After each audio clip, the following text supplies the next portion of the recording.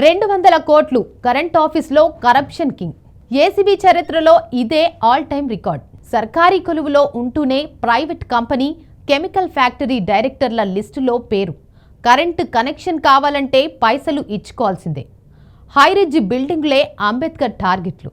ఇలా విద్యుత్ శాఖ ఏడీఈ అంబేద్కర్ 200 కోట్లు సంపాదించాడు. ఏసీబీ ఎంటర్ ఇవ్వడంతో అసలు విషయం వెలుగు చూసింది. వీడు మామూలుడు కాదు, మాయలుడు.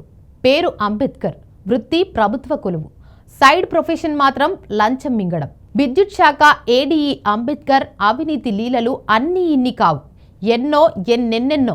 నిన్న 11 ప్రాంతాల్లో సోదాలు చేసి అంబేద్కర్ను అరెస్టు చేసింది ఏసీబీ. అతడే ఇవాళ న్యూస్ పేపర్లలో హెడ్లైన్ వార్తయ్యాడు. విద్యుత్ శాఖలో అసిస్టెంట్ డివిజనల్ ఇంజనీర్గా పనిచేస్తున్న ఈ అవినీతి చక్రవర్తి అక్రమాస్తులు 200 కోట్లకు పైమాటే. షేర్లింగంపల్లిలో ఒక ప్లాట్, గచ్చిబౌలిలో 5 ఫ్లోర్లు బిల్డింగ్, 10 ఎకరాల్లో కెమికల్ కంపెనీ, 6 రెసిడెన్షియల్ ఓపెన్ ప్లాట్లు.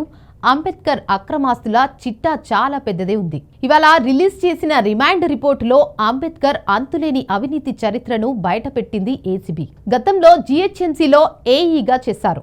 డిస్కంలో పటంచెరు, కేపీహెచ్బీ, గచ్చిబౌలిలో కూడా పనిచేశారు. ఎక్కడ ఛార్జ్ తీసుకున్నా ప్రతిసారి రీఛార్జ్ అయ్యేవాడు. డ్యూటీ ఎక్కితే చాలు పైసా వసూలే. Mister Ambedkar king of corruption ఎలా అయ్యాడో క్లియర్గా చెబుతోంది అతడి రిమాండ్ రిపోర్ట్. బినామీ సతీష్ ఇంట్లో 2.58 కోట్లు సీజ్ చేశారు. ఒకేసారి ఇంత మొత్తంలో డబ్బు దొరకటం ఏసీబీ చరిత్రలోనే ఫస్ట్ టైం. ప్రభుత్వ అధికారిగా ఉంటూనే కెమికల్ ఫ్యాక్టరీ పెట్టే స్థాయికి ఎదిగారంటే అంబేద్కర్ చేతివాటం ఎంతో అర్థం చేసుకోవచ్చు. సూర్యాపేటలో అంతర్ కెమికల్స్ పేరుతో 2 ఏళ్ల కిందట ప్రారంభించిన కంపెనీలో ఈ పెద్ద మనిషి డైరెక్టర్గా ఉన్నారు. తాను పక్కనే ఉండి బినామీలతోనే పనులు కానిస్తూ అక్రమంగా సంపాదించిన పైసల్ని పదింతలు చేసుకునేవాడు. బినామీలకు కాంట్రాక్టు పనులు ఇప్పించినట్టు కూడా అభియోగాలున్నాయి. ఐటీ కారిడార్లో హైరేజ్ బిల్డింగ్లు ఎక్కువ. వాటికి విద్యుత్ కనెక్షన్లు కావాలంటే సారువారి చెయ్యి తడపందే పనయ్యేది కాదు. కనెక్షన్ ఇచ్చేందుకు లోడ్ సరిపోదని సాకు చెబుతూ వారి వద్ద నుండి కోట్లల్లో లంచం తీసుకున్నట్లు రిమాండ్ రిపోర్టులో తేల్చారు. వట్టినాగులపల్లిలో వివాదాస్పద వెంచర్కు విద్యుత్ కనెక్షన్ ఇవ్వొద్దని హైకోర్టు ఆదేశించినా ఖాతరు చేయలేదని ఫిర్యాదులున్నాయి. ప్రభుత్వ అధికారిగా ఉంటూ ప్రైవేట్ కంపెనీలు పెట్టడం, ఊరూరా బినామీల్ని ఏర్పాటు చేసుకుని వాళ్ల ద్వారా కథ నడిపించడం.